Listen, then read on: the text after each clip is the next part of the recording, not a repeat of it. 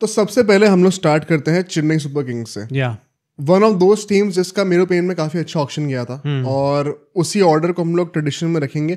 Last time जब हमने rating कही थी तो थोड़ा सा टियर बेस्ड रेटिंग करा था हमने कि किन टीम्स ने ऑक्शन में अच्छा परफॉर्म करा है, फिर किन्होंने शायद उतना अच्छा नहीं करा लेकिन उनकी रिटेंशन बहुत अच्छी थी, फिर जिन्होंने शायद जितना करना चाहिए था उतना अच्छा परफॉर्म नहीं करा और ना ही उतनी अच्छी रिटेंशन करी, और लास्ट में जिन्होंने ना रिटेंशन अच्छी करी है ना ऑक्शन अच्छा करा। तो ये 4 टीयर्स थे। जो पहला टीयर था उसमें Chennai super Kings definitely belong करती थी इन माय ओपिनियन, एंड उसी ऑर्डर को कंटिन्यू रखते हुए हम लोग चेन्नई से स्टार्ट करते हैं। देखो चेंजेस क्या हो रहे हैं, मतलब सबसे पहले तो हम लोग सबसे इंपॉर्टेंट बात हमारी वही रहेगी, कॉम्पोजिशन क्या है स्क्वाड का, कितने ऑलराउंडर्स है, कितने बैटर बॉलर है, हम लोग पहले डिस्कस कर चुके हैं। मेन बात यहाँ पर क्या हो रही है कि चेंजेस में कोई इशू है ही नहीं यहाँ पर। There is no injury concern, there is no replacement concern, कोई जो है नौटंकी नहीं कर रहा है हैरी ब्रुक की तरह कि हमें पुल आउट करना है लास्ट मोमेंट पे। सैम करन अगर इंग्लिश प्लेयर है तो फिर भी वो खेलेंगे। तो यहाँ पे एक बहुत ही अच्छा माहौल है, and CSK is one of those fortunate teams जिनको अपनी स्ट्रैटेजी लास्ट मोमेंट पे बदलनी नहीं पड़ेगी। तो चेंजेस और इंजरीज जहाँ जहाँ कंसर्न्स हैं ऐसा कोई प्रॉब्लम भी है नहीं, जो प्लेयर स्क्वाड में थे पहले वो अभी भी रहेंगे। CSK की ये चीज़ बढ़िया है भाई, वैसे ऑड्स इनके फेवर में होते हैं हमेशा, हमेशा वो रिटन इन द स्टार्स वाली फीलिंग आती है इनके साथ। इस बार काफ़ी टीम्स के साथ ये चीज़ हो रही, कुछ प्लेयर्स पुल आउट कर जा रहे हैं या फिर कुछ प्लेयर्स को इंजरी हो जा रही है जिसके चलते रिप्लेसमेंट्स लाने पड़ रहे हैं। CSK के साथ कुछ लफड़ा ही नहीं है भाई, अपना जो प्लान था उसके साथ ये लोग जा रहे हैं। बिल्कुल सही बात है। और इसमें का हम लोग लीडरशिप की बातें करें तो देखो वंस अगेन कोई चेंजेस नहीं होने वाले यहाँ पे। स्टेबल जो है हमारी मैनेजमेंट स्टाफ रही है, धोनी भी स्टेबल ही रहे हैं ऑल दीज इयर्स, और ऋतुराज गायकवाड़ का अब दूसरा साल एज फुल टाइम कैप्टन होने वाला है। तो अब मुझे लगता है कि वो जो ग्रूमिंग वाले भी कंसर्न्स थे यार, ये बात हम हमेशा कहते हैं लेकिन अगर 1 साल में भी ग्रूमिंग नहीं हो रही है तो फिर थोड़े लोग बोलेंगे तो है ही अभी भी है कि अरे अभी ग्रूमिंग फेस चल रहा है, धोनी ग्रूमिंग कर रहे हैं। आई थिंक इस साल कोई एक्सक्यूज किसी को नहीं देना चाहिए यार। एक्सक्यूज तो आई थिंक पिछले सीजन में नहीं था, क्योंकि ग्रूमिंग वाला I really don't understand that. तो मुझे बात बताओ, ये ग्रूमिंग वाला कॉन्सेप्ट लोग देखो, ग्रूमिंग कॉन्सेप्ट एग्जिस्ट करता है बिल्कुल, मैं बस ये कह रहा हूँ कि ग्रूमिंग वाला जो कॉन्सेप्ट है इतना पॉपुलराइज क्यों कराया जा रहा है, क्योंकि जो मेंटोर है यहाँ पे, जो ग्रूमर है वो धोनी है। ठीक है, अगर यहाँ पे रजत पाटीदार बन रहे हैं नए कप्तान, उनके लिए तो कोई ये नैरेटिव पुश नहीं करा कि उनकी ग्रूमिंग के लिए उनको रखा गया 1 साल के लिए। वो क्योंकि धोनी है ना, इसलिए वो ग्रूमिंग वाला कॉन्सेप्ट ही लेके आ गए हैं बहुत ज्यादा। तो और अगर ये 1 साल से ज्यादा खींच रहा है तो या तो आपके ग्रूमर में प्रॉब्लम है या तो आप जिसको ग्रूम कर रहे हो उसमें बहुत बड़ी प्रॉब्लम है। आई थिंक कुछ ना ये लोग गायकवाड़ की जगह ये लोग धोनी की प्लेस जस्टिफाई करने के लिए चीज़ कह देते हैं कि अच्छा नहीं, धोनी इंपॉर्टेंट है इस टाइम पे भी अभी टीम में, क्योंकि उन्हें ग्रूम करना है कप्तान को, अभी रेडी नहीं है ऋतुराज गायकवाड़। तो शायद गायकवाड़ रेडी होंगे भी सारे CSK फैंस की आंखों में, but just because they have to justify कि धोनी क्यों इस टाइम पे भी is one of the key players in the team, इसलिए वो कहते थे अच्छा नहीं यार अरे ग्रूम करना है दूसरे कप्तान को, इसलिए he is very important right now. Dhoni यार वैसे भी बहुत बड़े की प्लेयर है, अभी तो कोई विकेट कीपर ही नहीं है और इनके पास ना। तो ऑटोमेटिकली ही बिकम्स अ की प्लेयर, क्योंकि इन लोगों ने ऑक्शन में वो चीज का रिप्लेसमेंट ढूंढा ही नहीं। तो बाय डिफॉल्ट ही you are giving him a very key position. तो आई थिंक ये एक्सक्यूज निकालने की किसी को जरूरत ही नहीं है कि अगर ग्रूमर है इसीलिए इंपॉर्टेंट है टीम में। और ग्रूमिंग तो भाई बेंच से भी हो सकती है, उसके लिए आपको फील्ड में रहने की जरूरत नहीं होती, ये हमने बहुत बार कह रखा है। तो आई थिंक यहाँ पे गायकवाड़ को अब सेकेंड ईयर मिल रहा है तो लीडरशिप अब काफी बेटर होते हुए मुझे दिखनी चाहिए। अगर यहाँ पर अभी प्रेडिक्शंस की बातें करेंगे चेन्नई के लिए, बट अगर performance up to the mark up to the expectation नहीं रहती है तो it will be a bottle job भाई। मतलब अभी टीम इनकी काफी ज्यादा फॉर्मिडेबल लग रही है मुझे देखने में। हम लोग इसके साथ ही साथ सीधा प्लेइंग 11 की बातें करते हैं। ठीक है, प्लेइंग 11 में मेरे हिसाब से कोई चेंज नहीं होने वाला, जो हमने पहले बताया था। रचिन रविंद्र क्या फॉर्म में चल रहा है बंदा अभी, गायकवाड़ के साथ ओपनिंग करेंगे, left hand right hand combination हो जाएगा।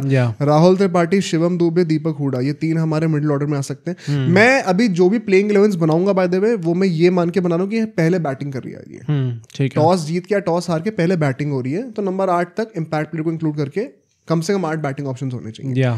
स्ट्रैटेजी में चेंज हो सकता है, वो हम लोग बाद में डिस्कस करेंगे। सो दीपक हुडा के बाद सैम करन, जडेजा और धोनी। नंबर 8 पे धोनी आएंगे और नंबर 9 पे फिर अश्विन आएंगे। तब कुछ बोलने की जरूरत ही नहीं है। फिर लास्ट में नूर अहमद, पथिराना आ जाएंगे। इम्पैक्ट प्लेयर के नाम पे खलील अहमद आ सकते हैं। ठीक है, तो अगर आप देखो तो यहाँ पे 9 बैटर्स हैं, अश्विन तक सब बैटिंग कर लेते हैं, और 9 से 10 बॉलिंग ऑप्शंस भी हैं आपके पास। अगर आप लॉजिकली देखो तो गायकवाड़, ये राहुल त्रिपाठी और MS धोनी, इनको छोड़ के वर्चुअली सब बॉलिंग करते हैं टीम में। तो बहुत मतलब 12 में से अगर आपके 9 लोग बॉलिंग कर रहे हैं, it is abnormal. I think CSK one of the best teams है इस पूरे मामले में कि आपके पास कितनी डेप्थ अवेलेबल है, चाहे वो बैटिंग डेप्थ हो चाहे बॉलिंग डेप्थ हो। And we have seen this कि T20s में स्पेसिफिकली कितनी इंपॉर्टेंट चीज़ होती है डेप्थ होना। इसी के चलते लास्ट सीजन भी ऐसा नहीं था कि सीएसके की टीम बुरी थी, इट्स जस्ट दैट कि प्रॉब्ली एक वो ट्रांजिशन फेज में थी कि उनने कप्तानी छोड़ी थी एंड ट्रांजिशन फेज गायकवाड़ लेके आए थे, इसलिए शायद वो उतना अच्छा परफॉर्म नहीं कर पाए। प्लस आरसीबी ने काफ़ी दिल तोड़े थे उस टाइम पे। बट आई थिंक जैसी टीम इनकी देखने में लग रही है, जितनी स्टेबल टीम है, प्लस भाई आपके पास one of the best duos है इस टाइम पे। कौन? अश्विन एंड जडेजा। अरे ओजी डुओ, प्लस फिर वो नूर जैसा प्लेयर आ गया आपके पास। आदमी है। तो आई थिंक चेपॉक जैसी पिच पे तो इनकी मतलब एकदम परफेक्ट लाइनअप है इनका। अब मतलब वही ना, ये देखो it is very telling of the conditions that we must expect at the Chepauk. अगर आप 3 ऐसे टॉप लाइन स्पिनर्स अपने प्लेइंग लाइन में रख सकते हो, वो लग्जरी आपके पास है। प्लस रचिन रविंद्र, जो कि जिन्होंने भी बड़ी डिसेंट बॉलिंग करी थी, आप most likely you would want to have turners in Chepauk. आप चाहोगे कि स्पिनिंग विकेट्स हो वहां पर। बाय चांस अगर आप कह रहे हो कि मुझे पेस विकेट्स भी चाहिए, तो भी आपके पास नेथन एलिस जैसा बंदा है जो कि नूर को रिप्लेस कर सकता है एज अ फॉरनर, एक स्पिनर के जगह पेसर आ सकता है। तो मतलब आपका कॉम्बिनेशन बॉलिंग में सॉर्टेड है भाई। हाँ, आप ये कह सकते हो खलील अहमद, दीपक हुडा जैसे थोड़े से फ्रेंच प्लेयर्स हैं जो कि अभी बहुत ज़्यादा एक्सप्लोजिव फॉर्म में नहीं है या बहुत ज़्यादा स्कीम ऑफ थिंग्स में नहीं रहे हैं। बट आई स्टिल बिलीव, एक तो चेन्नई का ना वो कोटा लगता है भाई, लगता कोटा आता है कुछ ना कुछ। वो धोनी कुछ जादू करते हैं अभी इस टाइम वाला। आई वोंट बी सरप्राइज अगर राहुल त्रिपाठी भी कुछ ज्यादा ही अच्छा खेलने लग जाए। रहाणे, रॉबिन थप्पा सबको रिवाइव कर दिया था यार, तो राहुल त्रिपाठी क्या चीज है। तो चेन्नई के साथ ना वो चीज आती है, मतलब इवन प्लेयर्स बिलो एवरेज जो परफॉर्मेंस इनकी चल रही होती है, वो भी एकदम से they start peeking out of nowhere. Plus जो कोर सराउंड कर रहा है उनको, वो वही कोर है जो कि इतने सालों से चैंपियन रहा है। तो that experience also counts for something. I think बहुत ही अच्छा मिक्स इन्होंने कर रखा है। यहाँ पे left hand right hand combination भी बड़ा अच्छा है। रचिन रविंद्र लेफ्टी है, फिर दुबे लेफ्टी हो जाएंगे, सैम करन लेफ्टी हो जाएंगे, जडेजा लेफ्टी हो जाएंगे, बीच में सारे राइट हैंडेड बैटर्स आ रहे हैं। बहुत ही अच्छा डिस्ट्रीब्यूशन है। Strategy wise they can easily manipulate the field with their batting skills. तो यहाँ पे इतना मुझे इशू लग नहीं रहा है। आप ये कह सकते हो कि विजय शंकर को क्या स्टार्ट कराना चाहिए, पर किसकी जगह होंगे? अगर दीपक हुडा नहीं चल रहे होंगे तो विजय शंकर आ सकते हो, आ सकते हो स्टार्ट। मतलब ये ना कि एक नॉट सो फेमस प्लेयर एक स्कीम ऑफ थिंग्स के में जो नहीं है दीपक हुडा, उन प्लेयर को रिप्लेस करने के लिए भी एग्जैक्टली वैसे एक प्लेयर अवेलेबल है। प्लस विजय शंकर ने लास्ट सीजन तो अच्छा खेला ही था भाई। लास्ट का तो मुझे तो याद नहीं आ रहा, बट हाँ वो उससे पहले वाला जिसमें केकेआर के अगेंस्ट पिटाई करी थी बहुत ज्यादा, काफी अच्छा खेले थे वो बैटिंग में। तो है मतलब धोनी के अंडर कर सकते हैं ये बात तो है। कुछ भी कहो आप, लोगों को कई बार पहले लगता था कि हम लोग धोनी को हेट करते हैं, आजकल लग रहा है कि रोहित शर्मा को हेट करते हैं। हाँ भाई, लास्ट वीडियो तो it was an eye opener for me. पागल हो गया मैं भी देख के कि लगातार कमेंट्स रोहित शर्मा फैंस की आ रहे हैं। वो चेंज होता रहता है। अभी हम लोग एकदम से विराट कोहली फैंस बन गए। अभी 2 महीने पहले हम विराट कोहली हेटर्स थे। तो आई थिंक सच बोलने के लिए प्राइस टू पे परिणाम वही होता है। तो आई थिंक यार धोनी का क्रेडिट ही जाता है। धोनी डेफिनेटली वो टैक्स लेके आते हैं अपने साथ।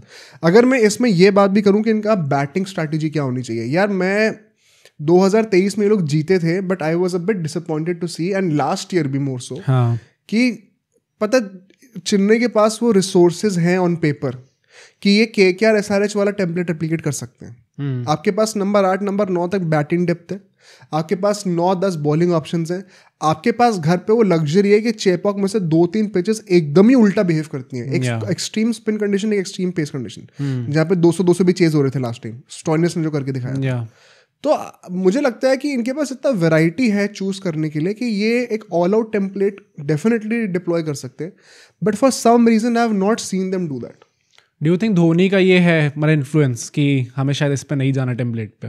नहीं, मुझे नहीं लगता कि धोनी का ऐसा कुछ भी इन्फ्लुएंस है। मतलब what else could be the reason? क्योंकि Dhoni being an experience captain जो कि 5 IPL ट्रॉफी जीत चुकी हैं बतौर कप्तान, एंड इस टाइम पे भी मतलब हम लोग कितना भी कह ले गायकवाड़ कप्तान है, but we all know Dhoni का से रहता ही रहता है इसके अंदर। एंड उसके बाद भी अगर ये टीम इतना अच्छा टेम्पलेट होने के बाद भी, इतने सारे अच्छे प्लेयर्स होने के बाद भी नहीं करी, परहैप्स शायद इस सीजन करने लग जाए वो लोग। कुछ ना कुछ तो रीजन रहा ही होगा यार इसका, कप्तान का ही होता है ऐसे, कुछ ना कुछ तो बोला ही होगा। Perhaps they are not adapting to the new game, क्योंकि ये करना पड़ेगा इनको। Last year one of the major reasons ये लोग क्यों नहीं क्वालिफाई करे थे, आई थिंक यही था कि ये अपने शेल के बाहर थोड़ा निकल कर खेलेंगे ना, तो डेफिनेटली और भी बहुत सारे कॉम्बिनेशंस होते हैं। बट अगर आप दुबे जैसे प्लेयर को लेके आ रहे हो जो कि इतना अच्छा खेल गया था कि उनको T20 वर्ल्ड कप की स्क्वाड में सेलेक्ट कर लिया गया था, Ruturaj Gaikwad was having a very decent season. आपने रचिन रविंद्र को बीच में निकाल दिया कभी कॉनवे को लाने के चक्कर में. I think Rachin Ravindra has to play.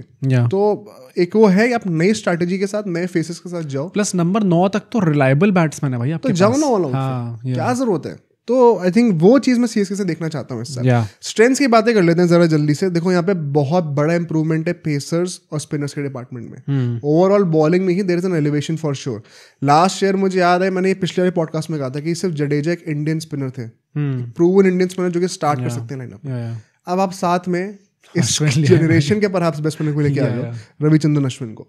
और नेथन एलिस जैसा बंदा अगर आपके बेंच पे है तो मतलब इससे नूर अहमद क्या चाहिए आपको. और तो आई थिंक बहुत मैसिव इंप्रूवमेंट्स हैं. डेथ बॉलिंग तो अब इनकी बहुत अच्छी हो चुकी है.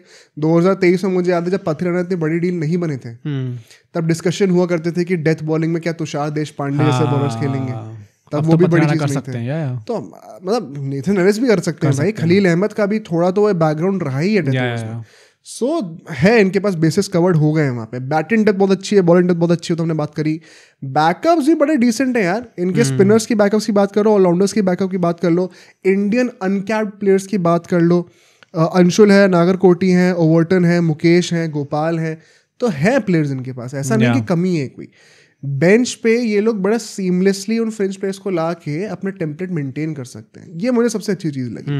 वीकनेस में देखो मैं एक दो चीज़ें बताऊंगा. पावर हिटिंग एक तो मिडिल ऑर्डर में जो कि बहुत लोगों ने पॉपुलरली कहा भी है. I think it's a valid point कि मिडिल ओवर्स में सैम करन, दीपक हुडा, विजय शंकर, जडेजा, क्या इन प्लेयर्स पे आप एकदम रिलाई करने वालों की यही सारी पावर हिटिंग करेंगे? It is not ideal. मतलब फिनिशिंग इनकी वन ऑफ द बेस्ट नहीं है. If we look at it तो कितने 1 2 3 4 5 नंबर 5 के बाद वो प्लेयर्स आने स्टार्ट हो जाएंगे. सैम करन, जडेजा, धोनी जैसे प्लेयर्स. हाँ तो धोनी जैसे प्लेयर्स मतलब धोनी हाँ उनने करी थी ये चीज़ काफ़ी ज़्यादा. बट मतलब ही इज 42 राइट नाउ. तो आई डोंट नो कैसा परफॉर्म करेंगे. प्लस यार धोनी का भी तो ये है ना, या तो धोनी रिस्पॉन्सिबिलिटी लेंगे कि नहीं मैं ऊपर आके बैटिंग कर लूंगा. धोनी होगा. हाँ तो वही ना. फिर तो वो एकदम ही अपने आप को नीचे के लिए रख रहे हैं. तो फिर हम लोग देखेंगे जडेजा, सैम करन जैसे प्लेयर्स ऊपर आके बैटिंग करेंगे नंबर 6 के आसपास. हाँ वही हमने लाइनअप जो बनाया. और फिर प्रॉब्लम होगी कि पावर हिटिंग क्या वो लोग कर सकते हैं. हाँ तो मैं वही कह रहा हूँ ये डेफिनेटली इशू है. और प्लस अगर चेपॉक में हम लोग वही वाली पिचेस देखते हैं जो हमने लास्ट टाइम देखी थी, except for that KKR game जहाँ पे केकेआर हारी थी. तो मतलब मुझे लग रहा है कि यहाँ पर पावर हिटिंग का थोड़ा रिस्पॉन्सिबिलिटी और लेनी पड़ेगी. इसीलिए मैं कह रहा हूँ वो ऑल आउट अप्रोच रखो ताकि सारा पावर हिटिंग का बर्डन इन लोअर ऑर्डर बैटर्स पे ना आए. सामने से भी मेंटल उठाओ. तो आई थिंक वो एक बहुत बड़ा सोल्यूशन है. एंड एक जो बहुत बड़ी वीकनेस है, नो बैकअप टू धोनी. मतलब कॉनवे कुछ हद तक कर सकते हैं कीपिंग. भाई कीपिंग तो राहुल त्रिपाठी भी कर सकते हैं. फिर मतलब आपने अगले 5-10 साल के लिए कौन किसको इन्वेस्ट करा है? राहुल नहीं वो तो नहीं करा, पर मतलब कुछ ना कुछ करके निकाल तो सकते ही हैं ये लोग. ऐसा थोड़ी है कि धोनी गए तो यार क्या आप ये पूरी साइकिल निकाल दोगे? ये पूरी साइकिल निकाल क्या कॉनवे को आप मुझे कह पा रहे हो कि वो 150 के स्ट्राइक रेट से अगले 3 साल तक खेल सकते हैं कीपिंग के साथ साथ वर्कलोड के लेकर? अच्छा ओके. क्या राहुल त्रिपाठी के आपको इतना भरोसा है कि वो 3 साल लगातार देंगे ऐसे इतने अच्छे? या क्या धोनी का खुद का भरोसा है? 3 साल के हिसाब से मत देखो ना, सिर्फ सीजन का देखो ना. 3 साल तो अभी लंबा हो गया. अगले 2-3 सीजन का हम लोग थोड़ी प्रेडिक्शन कर रहे हैं. इस सीजन का अगर हाँ तुम स्पेसिफिकली इस साल के लिए कह रहे हो तो भी बहुत बड़ा क्वेश्चन मार्क है. धोनी हिमसेल्फ क्या अभी वो चीज रेप्लिकेट कर पाएंगे जो उन्होंने लास्ट ईयर करी थी? और लास्ट ईयर भी आई थिंक बहुत एक वैलिड क्रिटिसिज्म था जो कि थालासंस कितना भी कह ले, लेकिन अगर ऑनलाइन नहीं यार मतलब अगर एक्स क्रिकेटर्स ये कह रहे हो कि और ये धोनी की तारीफ ही है कि आप इतना अच्छा खेलते हैं, हमें आपकी जरूरत थी अब ऊपर बैटिंग करने हो तब ऊपर बैटिंग नहीं कर रहे थे. तो क्लियरली या तो कोई इंजरी इशू है, ये तो पता नहीं क्या ट्रांजिशन क्या इतना जरूरी हो रहा है कि आप ट्रॉफी सैक्रिफाइस कर दे रहे हो पूरी. तो ट्रांजिशन का पॉइंट क्या है? तो आई थिंक एक ही इशू है कीपिंग. मुझे लगता नहीं कि सॉल्व हुई है वो चीज़. एंड धोनी की जो नी की कंडीशन है वो कितनी अच्छी होगी अभी वो डिफाइन करेगा कि वो अभी कीपिंग किस लेवल की कर पाएंगे. आई स्टिल थिंक अगर वो फिट हो one of the best keepers even at 42. कोई सवाल नहीं है. लेकिन क्या वो फिट होंगे वो बहुत बड़ा क्वेश्चन है. प्रेडिक्शंस की बात करेगा हम लोग, क्या लग रहा है भाई? टॉप 4 तो निकालना चाहिए इजीली. मुझे लगता है इट्स अ शेम अगर टॉप 4 नहीं. हाँ भाई ये one of the best squads जैसे हमने डिस्कस करा है. प्लेइंग 11 भी वन ऑफ दी बेस्ट बन रही है इस टाइप के डेप्थ के साथ. मतलब there are a lot of teams जिनके बारे में हम लोग डिस्कस करेंगे जिनका इस लेवल पे आसपास भी नहीं है वो लोग. तो जिस टाइप की क्वालिटी है इनके पास, प्रिटी श्योर पेस लाइनअप भी अच्छा है, स्पिन लाइनअप भी अच्छा है, सारे जो ग्राउंड्स है वो कवर्ड है. बस वे पावर हिटिंग का है. अगर उसमें भी इन लोगों ने टेम्पलेट ऐसा बना दे कि उसके लिए they can make up for it.